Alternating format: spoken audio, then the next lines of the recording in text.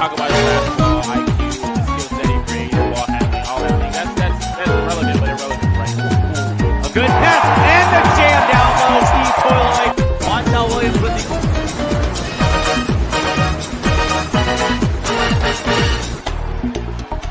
Ball down low, and A.J. Williams throws it down. We are all tied up.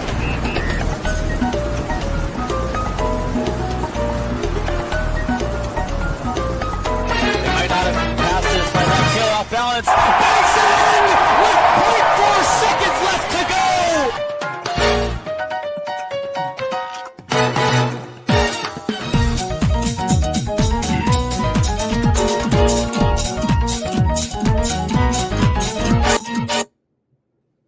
Gotta love that intro. Welcome in yet again, everybody, to FBA Weekly. This is our second week bringing you the Florida Basketball Association. My name, as you guys know, is Andy Sire. With me, as always, is my co-host, Gabriel Schrei. Gabriel, how are we doing today? Hey, I'm doing really well. How you been? You know what? I can't complain. It's been a busy week, as we were talking about before we got on air, but that doesn't matter. We're here to now talk about the Florida Basketball Association. We are going to have a guest with us this week. So why don't we bring him in right now? Welcome in to the show, FBA Weekly, presented by Belly Up Sports. Alvin Delve. I hope I didn't butcher that. Alvin, how are we doing tonight? We're doing great. And you didn't butcher it at all, man. I'm proud of you. You know, I had a 50-50 shot. It was Delve or Delvey, and I took one. That's the way we roll. So, Alvin, thank you again for being with us this week on FBA Weekly. We have a good show planned here. We have a game to recap first and foremost. So we have the Central Florida Blazers coming in at 2-1 against the Florida Flight. Alvin, if you could walk me through your experience of this game that took place, a couple highlights. I have a highlight I want to mention of my own, but I want to start with you, Alvin. Yeah, well, to start off, it was a very high-powered offense in the Lakeland Royals. Both teams struggled against the Blazers in their previous week. So both coming off losses, really trying to figure out how to get things going and try to get back in the win column. And just a quick synopsis, I think the Lakeland Royals just had more heart. They played with a little more intensity for 4 quarters, and they made a lot of plays on the defensive end. And for the Flight, they're still trying to figure things out. And it's really going to come from their star, Grant Gullett. I thought Hickey played phenomenal. He stepped up into his roles, and they're just looking for that third piece to really get things going. But I think turnovers for the Flight was huge, and the Royals looked really good for 4 quarters.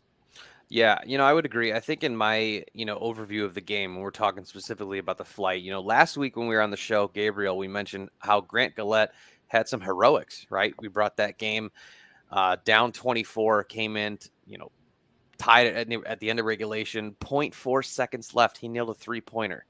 Went into overtime. The Flight won. Obviously, Gullett struggled a bit this week. Gabriel, what did you see, or what do you kind of foresee as the issue that went into this game? My issue, I'm gonna throw this over to you in a second, but my issue was the defense. On the defensive side of the floor, it just didn't seem like the Flight were in sync all game. I know, Alvin, you mentioned the high-powered offense. It just seemed like it was too easy to get the ball in the basket, whether it's in the paint, shooting 3, and the Flight just didn't seem organized. Yeah, I'm going to stick with the same thing I said last week, Andy, and people are going to hate this, but I'm a broken record. I'm consistent in my opinions. We'll keep you spinning. Don't worry. Exactly. Consistency is key to my opinions. It's key to the league. These guys have to be consistent week in and week out to win. And if you can't be consistent, you can't win. That's what we saw here is a lack of consistency. Mm-hmm. Yeah, Alvin, last week when we were on the show, Gabriel and I talked about, the up-to-date standings and then kind of how we projected the teams rolling out coming into playoff time. So, excuse me, we mentioned the Flight, coming into the win column. Again, the heroics by Gullett that we saw. However, they were not at the top of the league. So what do you see as the trend right now going on in this league as we're, still in the early stages of this season, plenty of basketball left being played, but what do you see as the trend, whether it's up or down for some of these teams?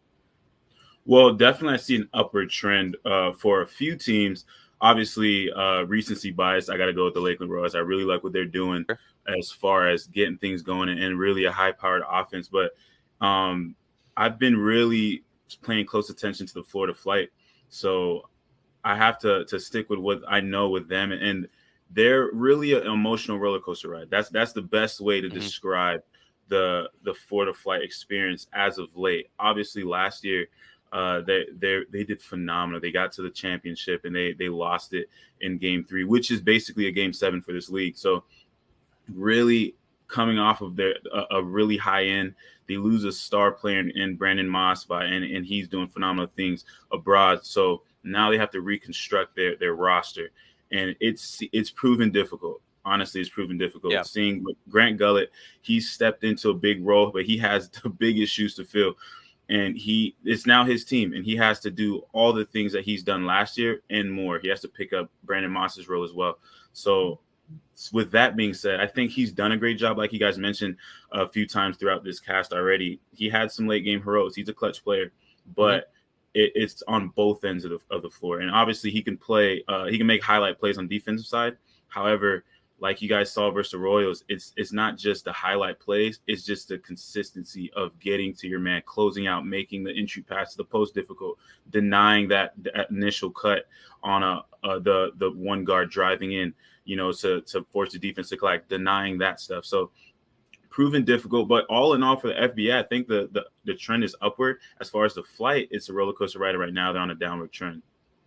Yeah, I would tend to agree. Coming into this most recent game for the flight, they were at that 500 mark. Obviously, they dipped below with, getting beat by the Blazers, which we'll talk about in a second. But, Gabriel, we talked a lot last week about which teams to watch for coming up from the bottom of this league. And I think it was you that mentioned, it might have been me, I don't know. Again, we're a broken record. It's been a long week. But one of us mentioned the Blazers as a team to look out for. They came into this game at 2-1. Now they're going to move to 3-1. Obviously, moving up the ranks here a little bit, up with the Lakeland Royals, up with the Pride, up with the Palm Beach Titans. So do you think this trend can continue? And based off of what Alvin said, do you have any further predictions after, from this week compared to last? Yeah, I think we both said that. I'd like to give us both credit for that one. Well, you're nicer than I am. The Blazers just look good. There's something I like about them. They click on the floor. Said that last week as well. There's just a good feeling about the way they move the ball and move as a team. Alvin, what kind of things are they doing well on the offensive and defensive end of the floor? Is it just the way they share the ball and communicate so well? Yeah, that's two of the biggest things. And they're just so athletic. Like from top to bottom, that roster is just full of athletes. So you get guys that can handle the rock on the perimeter, and then you get the ball movement, you get the communication, and you get the culture. They have a really good culture over there. And what we've seen them do so far, I think is gonna get even better as they gel and they continue to build chemistry.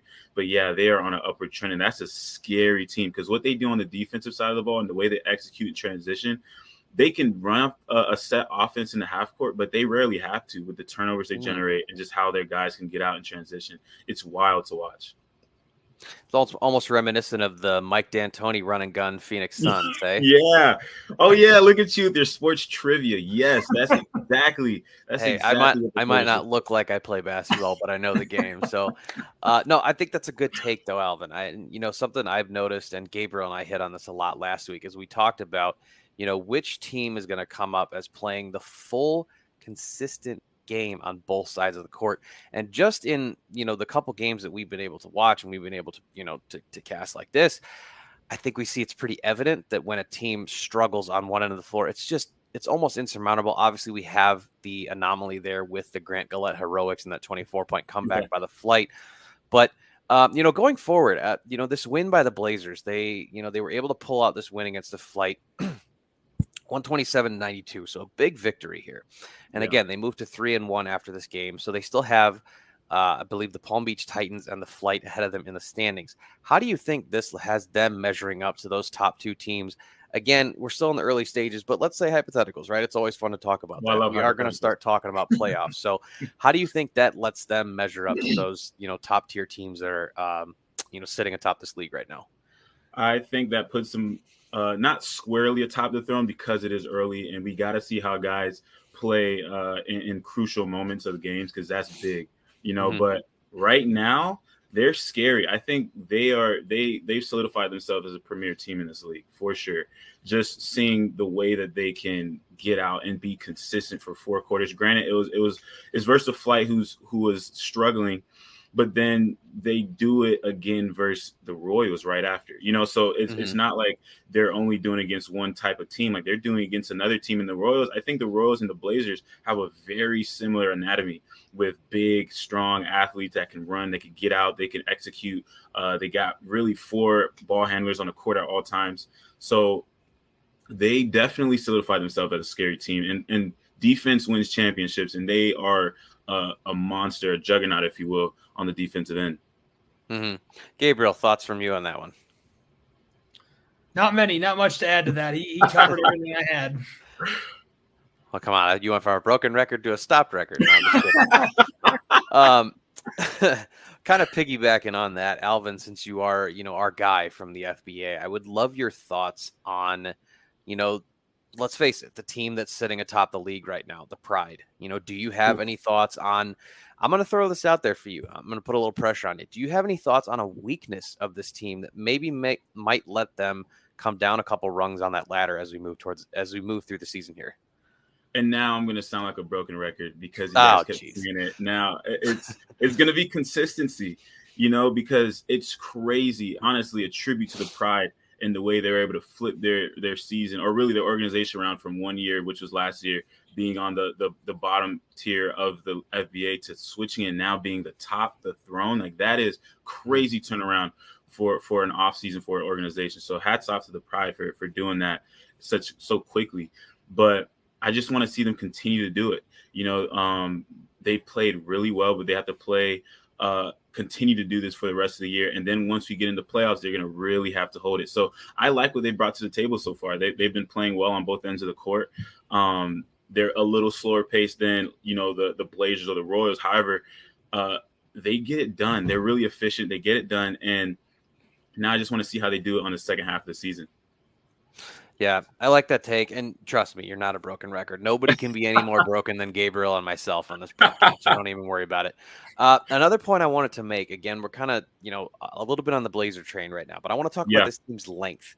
So in the game that I watched, again, when they played the Flight, it looked like their length and their athleticism were two things that really helped them overtake, especially on the defensive side of the ball, even when they didn't maybe block a shot or intercept a pass. The fact that they were able to be in the lane of the pass or in the way of the shot so many times, just made it hard for the Flight to come back from any deficit. So any thoughts on that, how, this team can use its God-given natural abilities and, how they were essentially made up to, just continue this run, versus making any adjustments on the coaching side from the defensive side of the ball or the offensive side?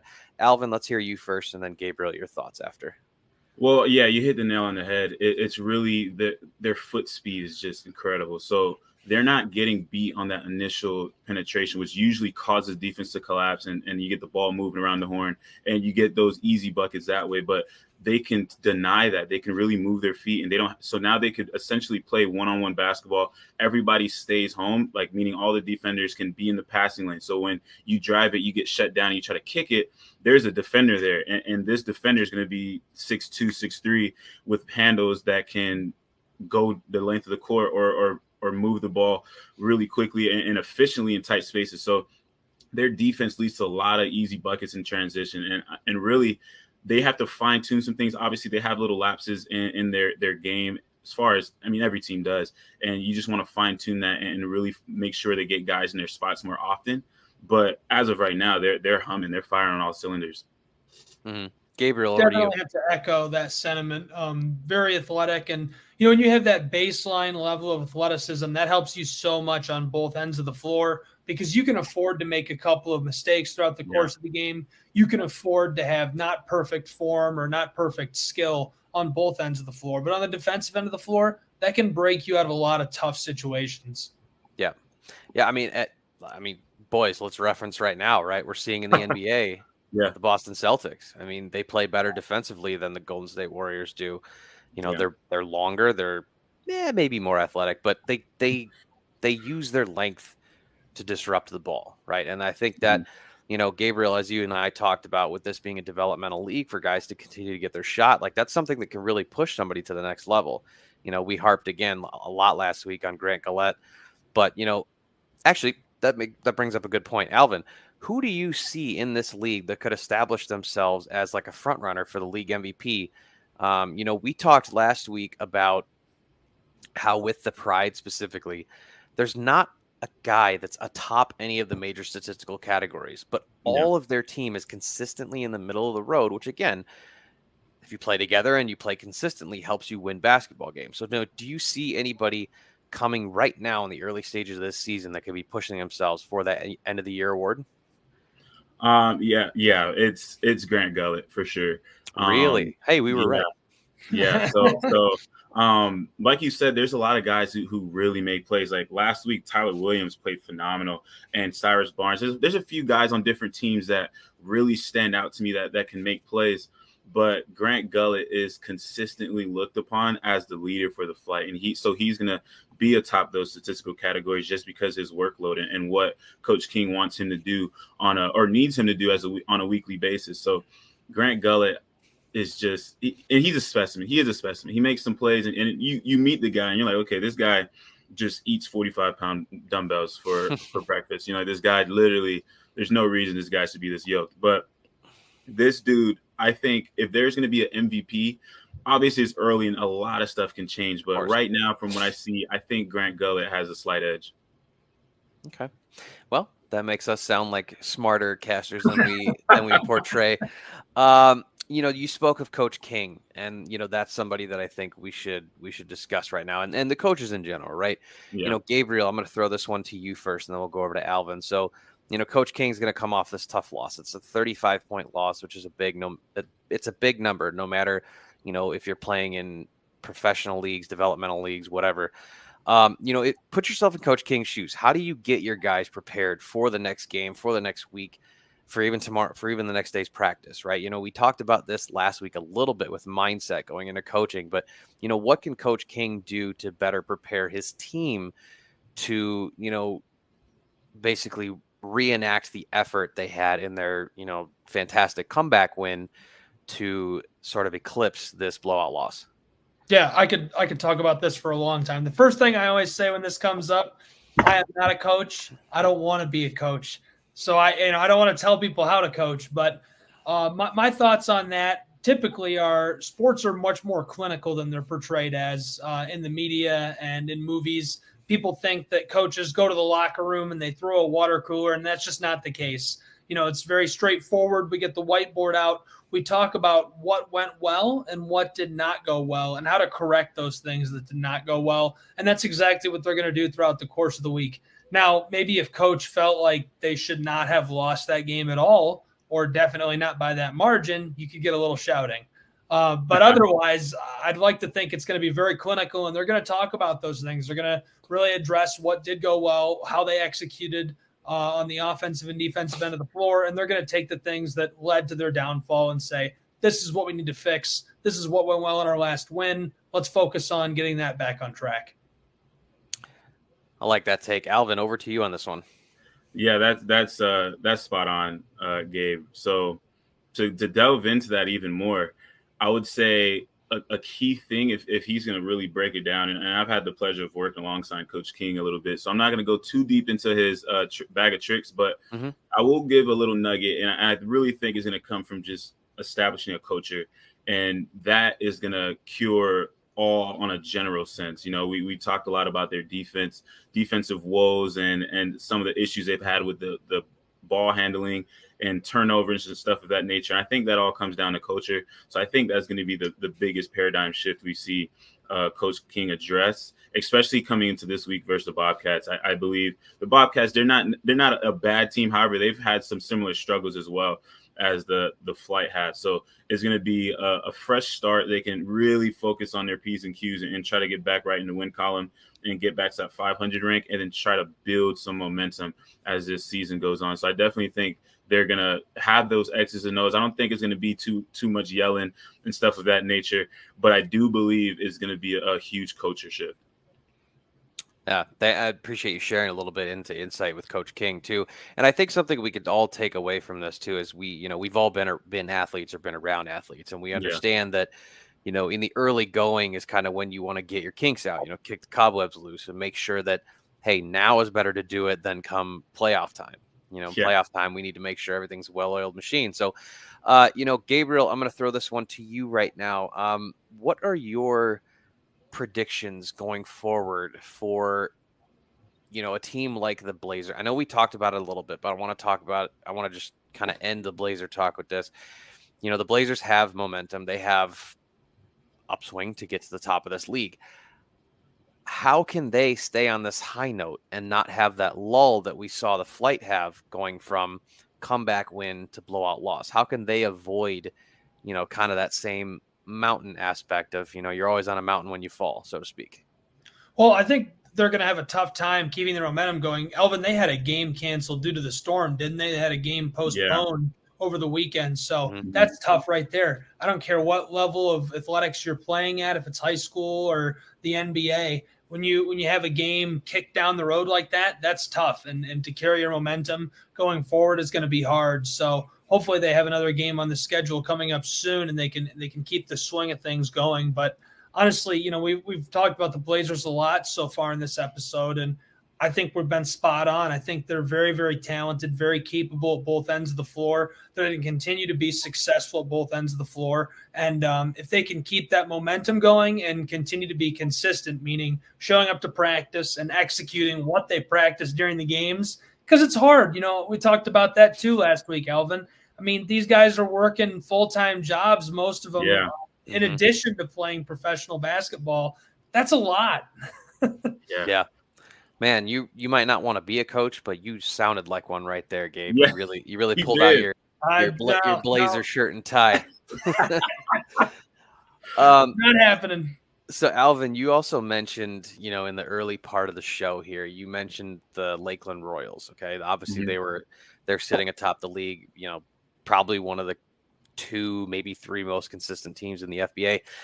Yeah. How can they keep pace with the Pride? Gabriel and I talked about the teams kind of in a vague manner last week of how the top teams can stay atop, but let's talk individual here. The Lakeland Royals themselves.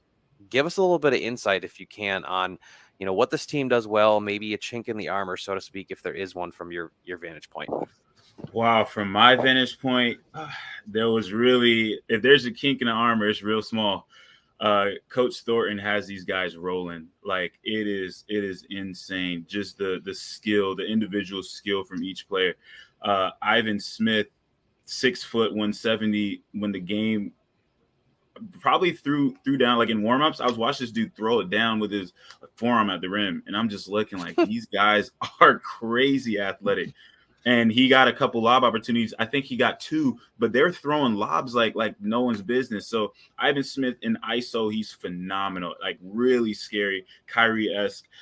Cyrus Barnes, this man is a true point guard. He can get wherever he wants to on the court. Coach King blitzed him on double teams, and he was just making him look silly with the ball on the string. It's like a yo-yo to him. And he was getting everywhere he wanted, and he's facilitating. He's really trying to get his guys involved. And when he wanted to score, he did. There was no stopping when he wanted to score. It was just whether he felt like it or not. And then Tyler Williams, he's their J.R. Smith when J.R. Smith was on the Nuggets. Like he's that. Like that's the vibe Tyler Williams gives me. He's so athletic. He can knock the shot down. He's just, before the game, he's telling me, yeah, I'm going to knock down a couple of transition threes. And when I do, I'm going to look at you, like he's flamboyant. He knows he's a baller, and he tells you he's going to do it. But then the part that really got me excited was the fact that he did it. He actually went down and did the exact thing he told me he was going to do. And he was a great guy. Like he's a good dude, but just hearing that confidence and seeing the confidence that they play from top to bottom, it was insane. And then Gio Acevedo, that man, he's a smaller guy, 5'8", 160, but just like everyone else, he can get wherever he wants on the court. He's getting downhill. He's challenging Grant Gullet at the rim. And Grant Gullet's 6'6", about 225, 230. So it's not like, it is a clear discrepancy in height and weight. So their attack mindset is what really separates them, in my opinion. And then obviously on the defensive side of the ball, they're so athletic, they're smart, they play as a unit, they move as a unit, they get turnovers, and then they're electrifying. They can ISO you up, but then they also look for each other. So the Royals are a scary team, especially the better they get, the more chemistry they get. And as the season goes on, if they can stay together as a unit, keep egos in check, I think they're scary. They are really, really scary, and they deserve to be atop the throne. I agree, and I love your comp for Tyrus Williams with J.R. Smith, because that's a first of all, Nuggets J.R. was an absolute problem for the NBA. He was a monster. But what I think people let go unnoticed is that J.R. Smith is your prototypical, hey, I know what my role is, and I'm going to do it to the best of my ability. And that's a huge compliment to Tyrus Williams. He knows what his role is. He knows what he's supposed to do, and he does it to the best of his capability. So phenomenal comp there. Gentlemen, before we wrap up, we have to get into the most important things coming up. And this is going to be thrown to Alvin first. So Alvin, coming up in the next week, throw us some predictions, throw us some things you see happening, and what's the news that is to come in the FBA this coming week? Well, I'm gonna keep it more Florida flight based, just because that's what I'm more privy to. Sure. But I think if I'm gonna go with prediction, I think Florida flight rights their ship this week, and I think they do it in a big fashion. I think Grant Gull is gonna have his numbers per usual. I think Hickey's gonna have his numbers. He played well, but I think a key is going to be Caleb Winfrey. I think he's going to step into his role, step into his own little bit. He's a phenomenal athlete, tough as nails. 2 games ago, I believe, when they played the Blazers, actually, he had a incident with his at work. Like you said, these guys work full jobs, and he had a welding incident and really dropped something on his ankle. So he had a gruesome bruise on his ankle, and then he played the whole game. He's playing above the rim. He's diving on the ground. I didn't even know he had an incident until after I see him limping off. I'm like, yo, like what's up? And then that's when I found out. So phenomenal athlete. I think he's gonna have a good game. I think Travell Dickerson, he struggled versus the Royals, and really the Blazers, he was okay, but I think he struggled versus the Royals. And I think he's going to take that personally. So I think there's a few guys that are going to step into their own. A guy that I'm excited about on the flight, I got to say Joe Moran. He's a young cat. I saw him play a little bit in high school, and he can really get into it as far as a 2-guard goes. I think he has a ball on a string. He can pass really well. However, being young and being your first time in the minors with some grown men, it's gonna take some getting used to it. He's just getting the kinks out. But I think those are a few guys I think are gonna have a good game this week. Okay. Awesome. Gabriel, anything from your end? Andy, I'm going to keep it real simple. I know we're running short on time, so I'm going to put it this way. This week, I'm buying stock in 2 teams. After hearing from Alvin, how do you not buy some stock in the flight? I mean, sounds like things are looking up. I predicted they were going to get it righted last week, so I'm sticking with that. I'm going to keep broken recording the flight to success here. Come on, guys, prove me right. And the Blazers, how can you not buy some stock in the Blazers? Yeah. They're on fire. So hopefully they get that contest rescheduled, get back on the hardwood, and keep their momentum carrying forward. Those are my teams to buy stock in and to watch. And last but not least, I'm actually going to buy stock in an individual. I'm going to buy stock in Cyrus Barnes, because what every good team needs is a facilitator.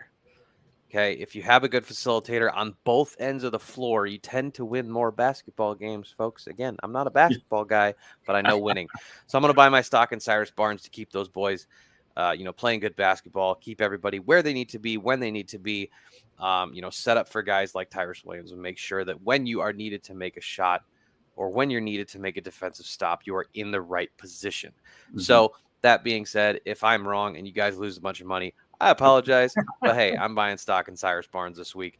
Alvin, I want to thank you for joining us this week on FBA Weekly. It's been a pleasure. We will continue to bring you guys this show every week, 30 minutes of Florida Basketball Association. For myself, for Gabriel Schrei, for Alvin Delve, this is FBA Weekly presented by Belly Up Sports. Catch us every week on Tiki Live. If you have any questions for us, DM us. Otherwise, we'll see you next week.